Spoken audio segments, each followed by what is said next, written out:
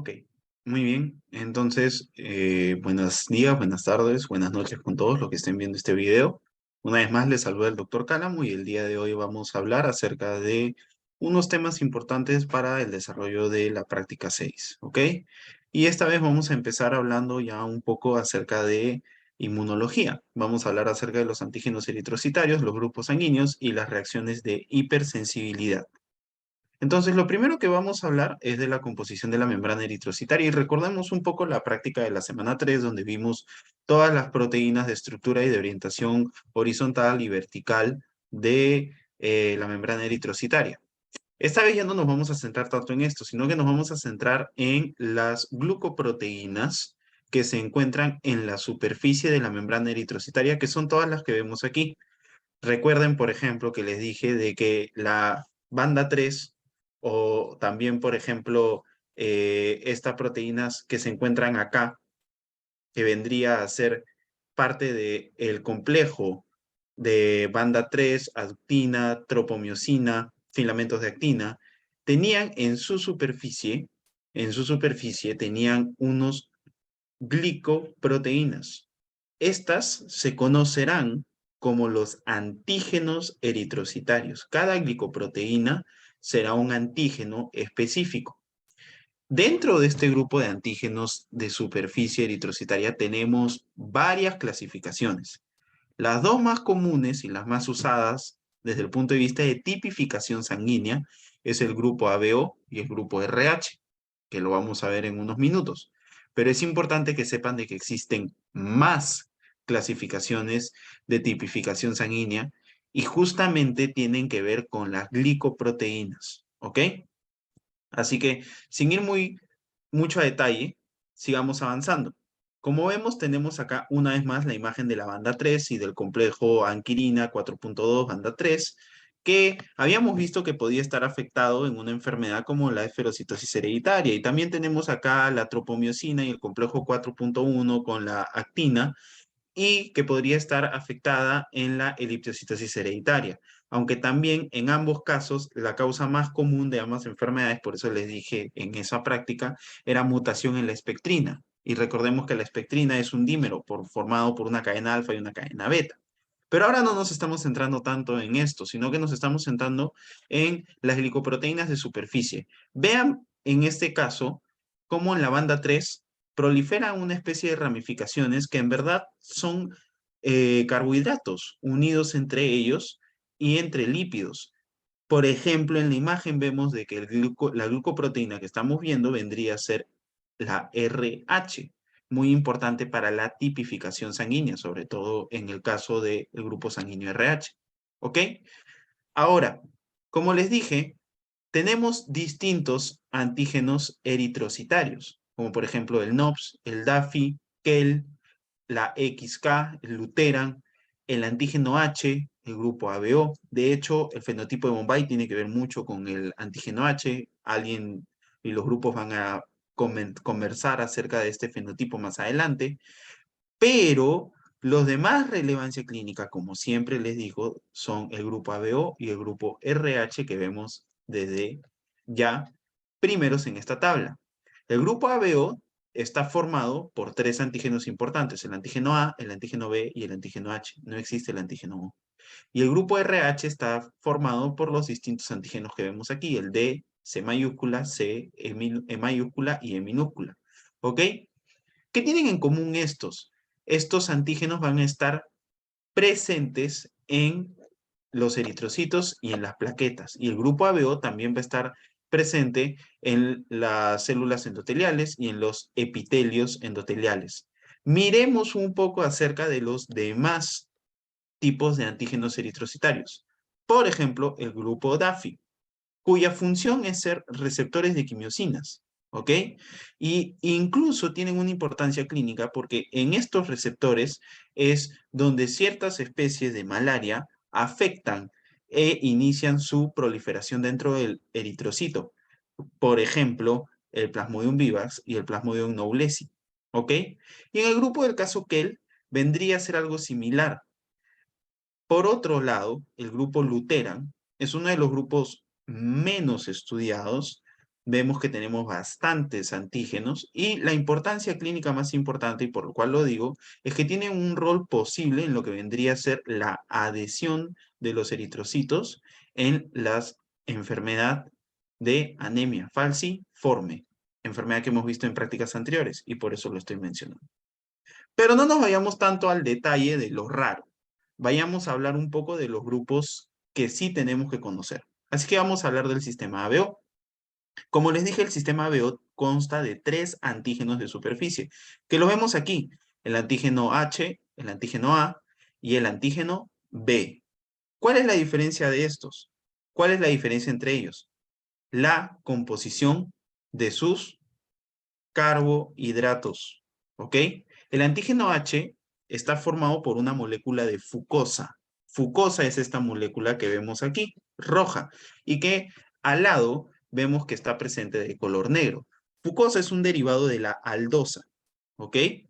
La fucosa se une a la galactosa y la galactosa luego se une al N-acetilglucosamina para unirse a otra molécula de galactosa. Esta es la conformación del antígeno H. En el caso del antígeno A, es exactamente la misma conformación. La única diferencia es que en el primer átomo de galactosa, en la primera molécula de galactosa, disculpen, al lado derecho se le agrega una molécula de N-acetilgalactosamina.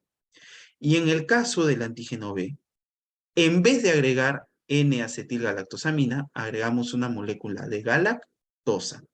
Esto es importante, ¿por qué? Porque hay personas que van a tener el grupo O que solo expresa el antígeno H, o el grupo B que expresa el antígeno B, el grupo A que expresa el antígeno A, y el grupo AB que expresa el antígeno A y B. Pero quiero que veamos todos que el antígeno H vendría a ser el armatoste o vendría a ser la conformación inicial del antígeno A y el antígeno B. Eso quiere decir, por ejemplo, en una enfermedad que ustedes van a investigar, que se llama fenotipo Bombay, donde tenemos una mutación en el antígeno H, que al no tener antígeno H no vamos a poder tener antígeno A ni antígeno B. Investiguen un poco más al respecto porque eso es del caso de la semana, si mal no recuerdo, en la última semana de evaluación. O también vienen en las preguntas de este caso, escenario. Lo importante es que reconozcamos que el antígeno H sirve como columna vertebral para poder generar el antígeno A y el antígeno B.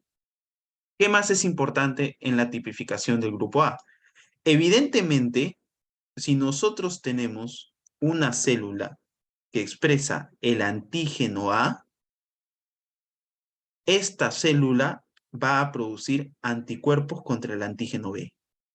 En el caso de la célula B, que presenta antígeno B, esta célula va a generar anticuerpos contra el antígeno A. En el caso de la célula o del eritrocito que presente antígeno A y antígeno B, este no va a generar ningún anticuerpo. ¿Por qué? Porque si genera un anticuerpo contra el A o un anticuerpo contra el B, se va a atacar a sí mismo y se va a lisar. Y si tenemos una célula que solo expresa el antígeno H, es decir, pertenece al grupo O, miren por favor, es decir, pertenece al grupo O, y como tiene el antígeno H, que funciona como médula, como columna vertebral para poder generar los otros antígenos, sin embargo, no tenemos la N-acetilgalactosamina o la galactosa, vamos a generar anticuerpos contra el antígeno A y anticuerpos contra el antígeno B. Y esto es importante. ¿Por qué?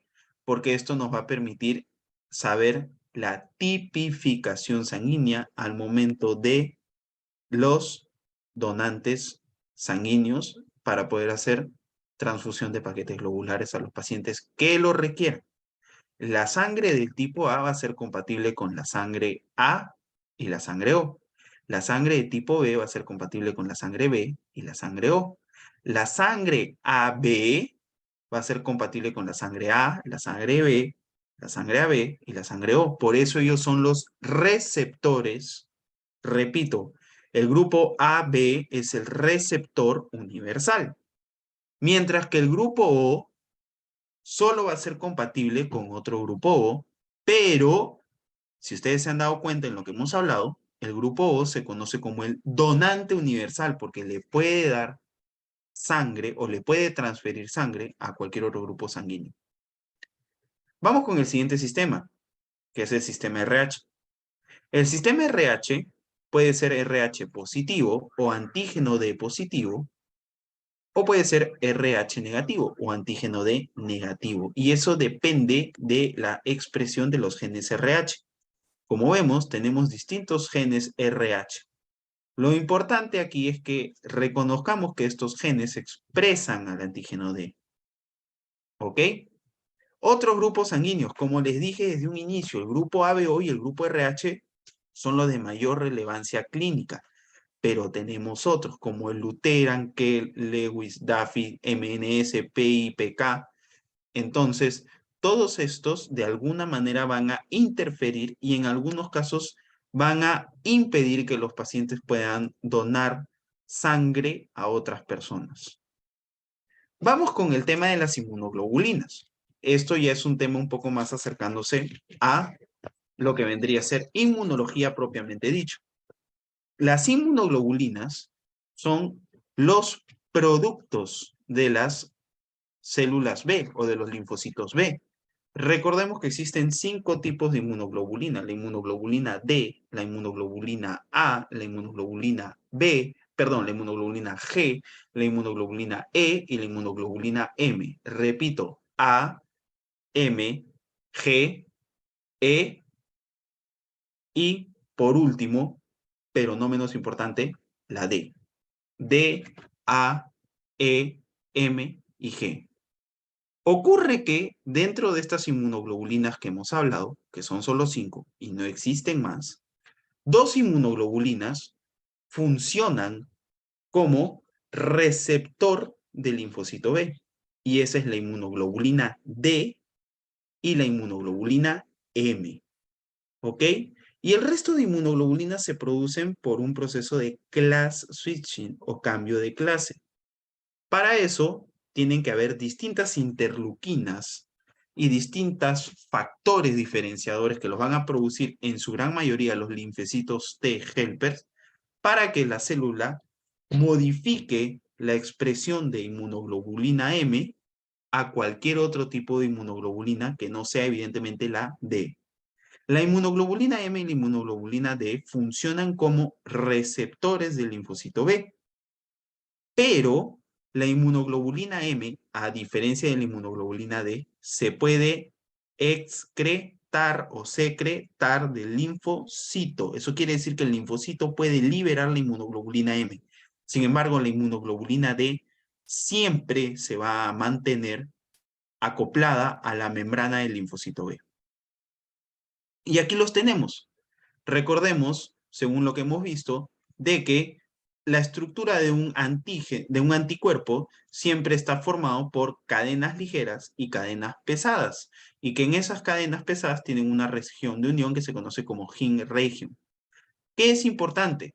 Que sepamos de cada uno, siquiera, que la inmunoglobulina D funciona siempre como receptor del linfocito B y que esta no va a ser secretada, a diferencia de la inmunoglobulina M, que también funciona como receptor del linfocito B, pero sí puede ser secretada. ¿Ok? Y además, la unión de 5 inmunoglobulinas M va a formar una estructura en forma de Y o un pentámero de inmunoglobulina M, que lo vemos aquí. ¿Ok? Y que es muy importante tenerlo en cuenta, sobre todo para la formación de complejos inmunológicos. Luego tenemos la inmunoglobulina A. Y la inmunoglobulina A es muy importante porque se encuentra en todas las superficies mucosas o de secreción de mucosas de nuestro cuerpo, sobre todo en el epitelio respiratorio, gastrointestinal, urogenital, también en las salivas, en el epitelio lacrimal y en el epitelio de las glándulas sudoríparas y en el caso de las mujeres, las glándulas mamarias cuando sean necesarias. Sobre todo la inmunoglobulina A va a estar presente en altas concentraciones en la leche materna. Entonces no se olviden que cualquier infección que haga una afectación de las secreciones en las mucosas o que afecte al epitelio de las mucosas previamente dichas va a causar una disminución de inmunoglobulina A. La inmunoglobulina G es la más abundante en la circulación, ¿ok? Y lo recalco, es la más abundante en la circulación, más no la inmunoglobulina más abundante en el linfocito. Recordemos que en el linfocito B, la inmunoglobulina M y la D funcionan como sus receptores. La inmunoglobulina G es la más abundante en la circulación y se encarga ¿de qué? De generar inmunidad contra los patógenos. Y por último, la inmunoglobulina E, también secretada por los linfocitos B, pero que tiene una gran acción, sobre todo al momento del reconocimiento de infecciones parasitarias y al momento de hipersensibilidades de tipo 1 mediadas por inmunoglobulina E frente a antígenos externos conocidos como alergenos, de lo cual les vamos a hablar más adelante. ¿Ok? Entonces, lo primero que quiero que conversemos ahorita es acerca de las reacciones transfusionales o una hipersensibilidad de tipo 2. Y para eso vamos a hablar acerca de el caso de la eritroblastosis fetal. ¿Ok? La eritroblastosis fetal es una enfermedad que se produce solo cuando la madre, repito, solo cuando la madre tiene grupo sanguíneo RH negativo y el bebé tiene grupo sanguíneo RH positivo. Pero para eso, primero debe haber habido un primer embarazo que cause sensibilización de la madre. Lo explico. El bebé es producto de la fecundación del óvulo y del espermatozoide de dos personas que en este caso tienen grupos sanguíneos distintos. La madre es grupo sanguíneo negativo y por ende el padre tiene que ser el grupo sanguíneo positivo. El bebé puede expresar el antígeno D como no lo puede expresar. Si expresa el antígeno D, el bebé va a tener un grupo sanguíneo RH positivo. Si no lo expresa, va a ser RH negativo. El problema ocurre cuando el bebé es RH positivo, es decir, tiene el antígeno D en su sangre, en la membrana eritrocitaria de sus eritrocitos, pero la mamá es RH negativo. En el primer embarazo no ocurrirá nada, pero sí ocurrirá la sensibilización al momento, repito, al momento del parto. Al momento del parto, siempre hay una mezcla entre la sangre materna con la sangre fetal. Y es ahí cuando la sangre materna va a tener contacto con sangre fetal RH positivo y por ende se va a sensibilizar. Al sensibilizarse los linfocitos B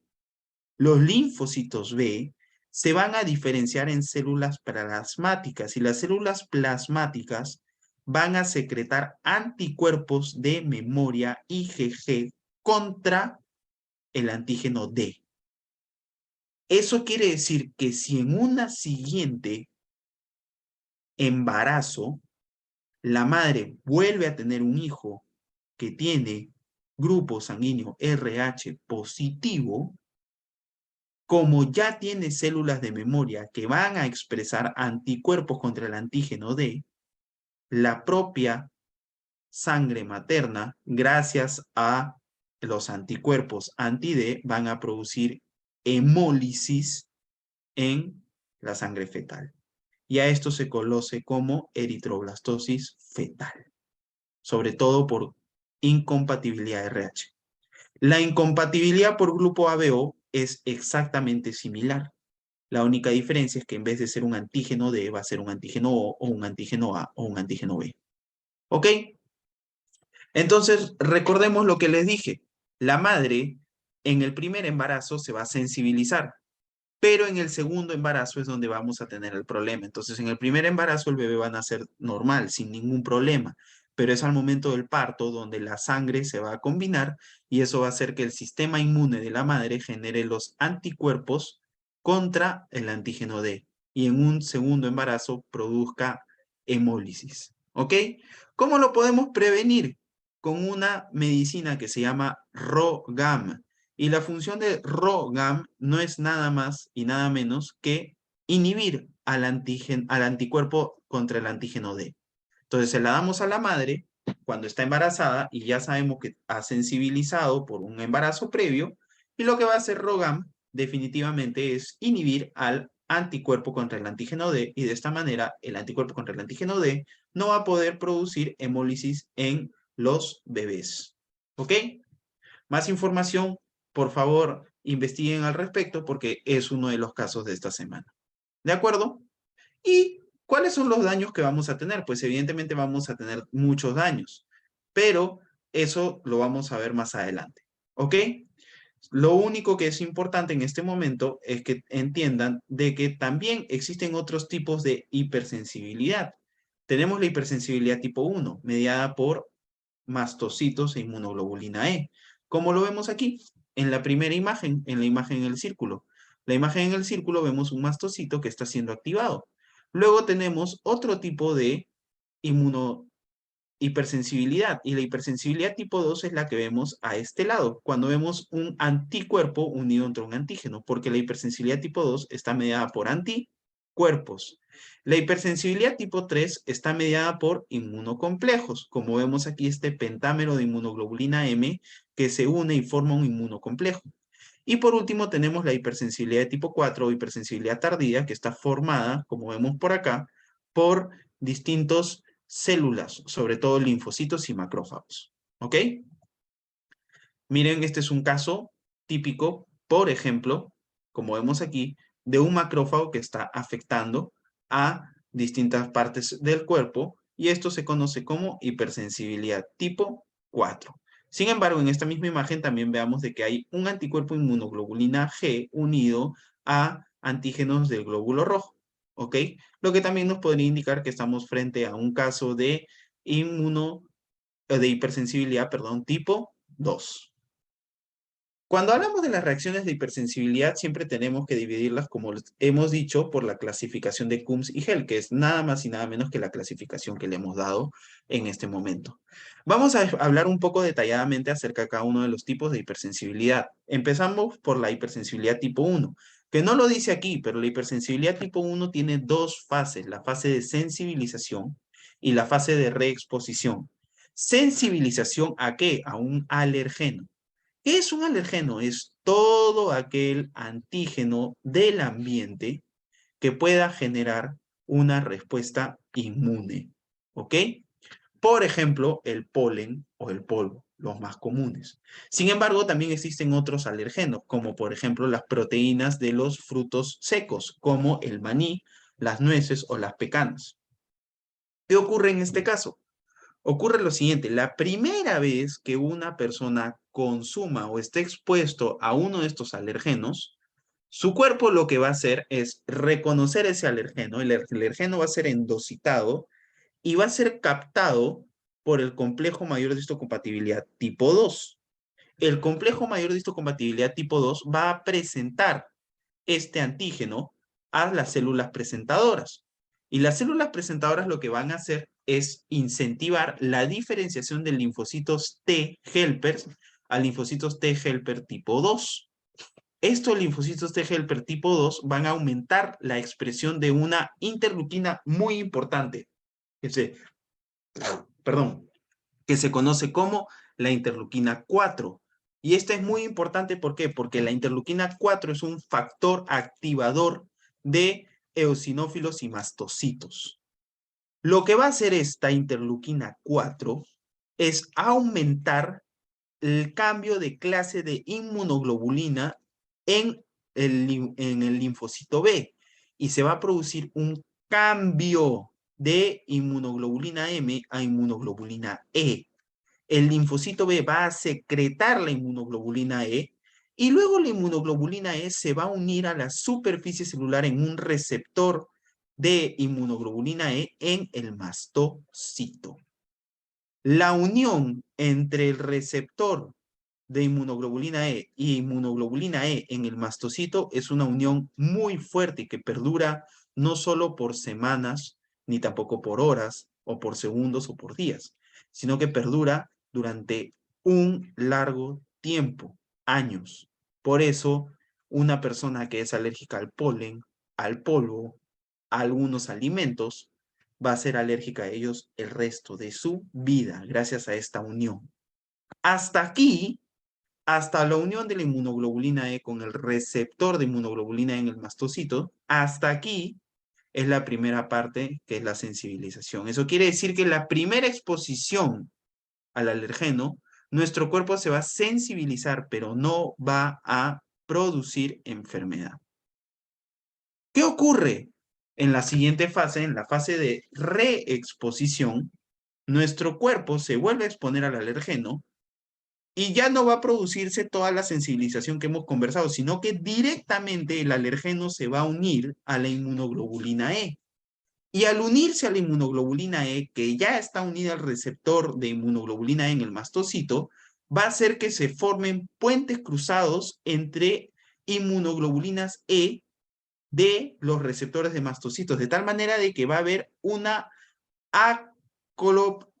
acoplamiento de de todas las inmunoglobulinas E con sus distintos alergenos, y eso va a hacer de que aumente la transcripción de una tirosina quinasa, y esa tirosina quinasa lo que va a producir es que el mastocito degranule por medio de exocitosis los contenidos que tienen en su gránulo. ¿Cuáles son los contenidos granulares? Los contenidos granulares son histamina, heparina y triptasa. Y de estos tres, una específica es la triptasa. La histamina, la heparina y la triptasa se van a liberar. ¿Y cuáles van a ser las funciones de estos? La histamina va a producir vasodilatación, va a producir eritema y va a producir aumento de calor y temperatura en una zona, de tal manera de que la vasodilatación nos va a permitir a nosotros, ¿qué cosa? Tener secuestro de fluido. Y esto es el principio por el cual se produce el angioedema o el shock anafiláctico, un shock que es básicamente producido por una reacción alérgica severa. Una pregunta de examen es el mecanismo que tiene la epinefrina en estos casos, y la epinefrina lo que hace es justamente inhibir la degranulación del mastocito, de tal manera de que no se libera histamina, heparina y triptasa a la circulación y evitamos la vasodilatación, el aumento de la permeabilidad vascular, evitamos el prurito, evitamos el broncoespasmo, la broncoconstricción, y también evitamos el aumento de la temperatura en la zona afectada. ¿Ok? Entonces, básicamente, cuando nosotros tenemos una segunda exposición a un alergeno es cuando se aglomeran o se acoplan todas las inmunoglobulinas D con sus receptores, y lo que va a hacer esto es generar un aumento de una transcriptasa, que es una tirosina quinasa, y esta va a hacer que el contenido de los gránulos del mastocito se degranule o se libere. Y estos son los mediadores que van a producir el shock anafiláctico o la reacción de hipersensibilidad tipo 1. ¿Ok? Y esta es una reacción muy rápida, en cuestiones de minutos y hasta horas. Y otros tipos de mediadores de inflamación en este tipo de hipersensibilidad también es el factor de necrosis tumoral alfa. El siguiente caso es la hipersensibilidad tipo 2. Y para esto tenemos que comprender que hay un órgano en el cual se encarga de formar muchos anticuerpos y de hacer un proceso que se llama selección positiva y selección negativa de los linfocitos T. Aquellos linfocitos T que no reaccionen contra propios antígenos del cuerpo son los linfocitos T que habrán pasado la selección negativa, porque la selección positiva es el proceso mediante el cual los linfocitos T se especializan en producir ya sea un tipo de complejo mayor de histocompatibilidad o el otro. Aquellos que pasen la selección negativa son aquellos que no reaccionan o no son autorreactivos contra antígenos propios del cuerpo. Ocurre que en algunos casos nuestros linfocitos escapan de la selección negativa y estos linfocitos sí reaccionan contra antígenos propios del cuerpo humano. Y estos linfocitos que reaccionan contra antígenos propios del cuerpo humano en las células presentadoras de antígeno, lo que van a hacer es sintetizar anticuerpos contra estos antígenos que normalmente no deberían de reaccionar. Es el caso, por ejemplo, de la enfermedad conocida como miastenia gravis o el síndrome miasténico de Lamberito. Y también es el caso de otra enfermedad, que es el caso clínico de la semana, que es la enfermedad de Graves, anticuerpos contra el receptor de TSH en la glándula tiroidea. ¿Ok? Estos anticuerpos lo que van a hacer es tener una capacidad de modificar la acción contra el antígeno al cual están actuando. A este tipo de hipersensibilidad se les conoce como tipo de hipersensibilidad tipo 2. ¿Ok? Y esta puede ser citotóxica o no citotóxica. Citotóxica es cuando destruye a la célula a la cual afecta y no citotóxica es cuando cambia o modifica la función de la célula a la cual está afectando. En el caso, por ejemplo, de la enfermedad de Graves, es una no citotóxica. Pero el caso de la miastenia gravis es contrario. Lamentablemente, en la miastenia gravis, a la larga, los autoanticuerpos contra el receptor nicotínico de acetilcolina en la placa motora terminal van a hacer de que disminuyan la expresión de los receptores, siendo esta un tipo de hipersensibilidad citotóxica. El siguiente tipo de hipersensibilidad que también vamos a conversar, ya hemos hablado acerca de justamente el tipo 2, conversaremos un poco acerca de el tipo 3, para después regresar un poco a conversar acerca de lo que hemos visto en un inicio de isoinmunización RH, que es lo conocido como la eritroblastosis fetal. La tipo 3 está conformada por inmunocomplejos. Es una hipersensibilidad mediada por inmunocomplejos. Y los casos más comunes de este tipo de hipersensibilidad justamente son contra antígenos similares en el organismo que presentó en algún momento una bacteria que infectó previamente al paciente. Por eso la causa más común de esta es la glomerulonefritis post-estreptocócica o la fiebre reumática producida por el estreptococo beta hemolítico del grupo A o el estreptococo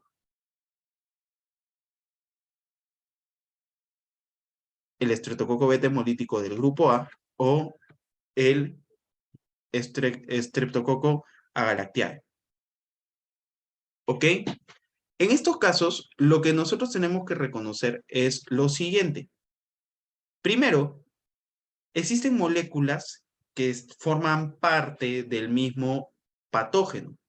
Por ejemplo, en el caso específico del estreptococo beta hemolítico, tenemos una molécula que se llama molécula H, que tiene una composición muy similar a antígenos que se encuentran en el endotelio, sobre todo de qué? Del riñón, en el urotelio.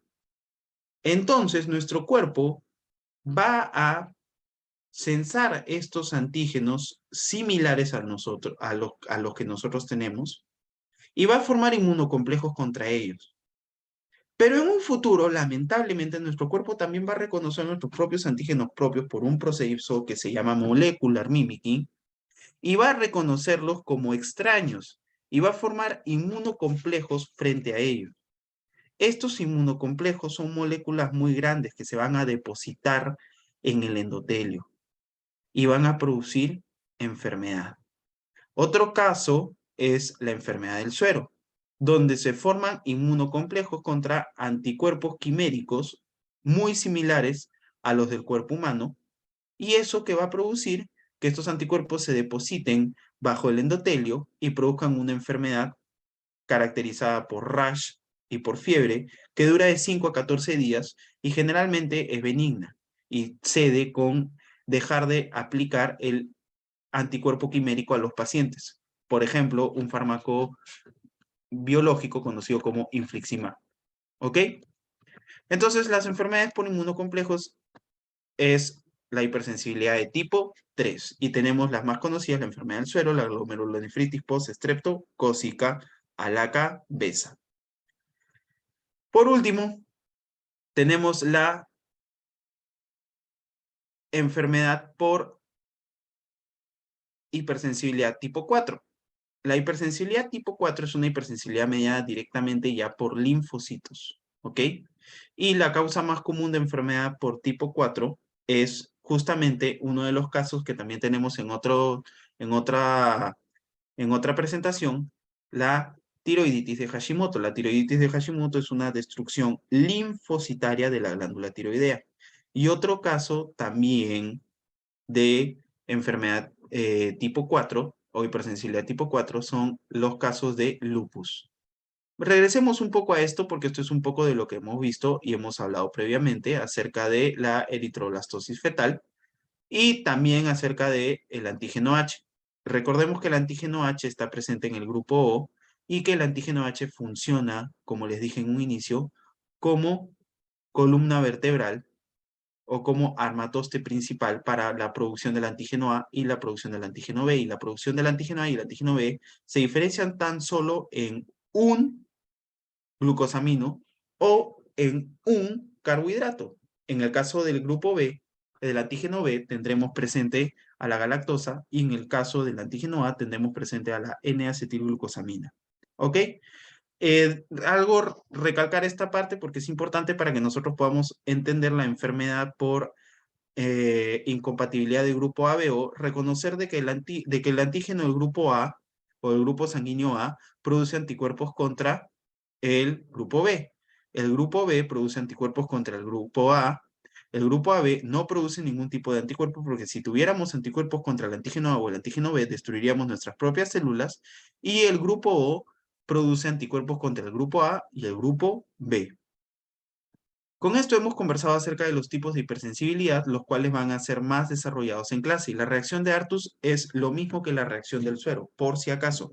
Entonces, eso también ya lo hemos explicado. Es un tipo de hipersensibilidad de tipo 3, mediada por inmunocomplejos.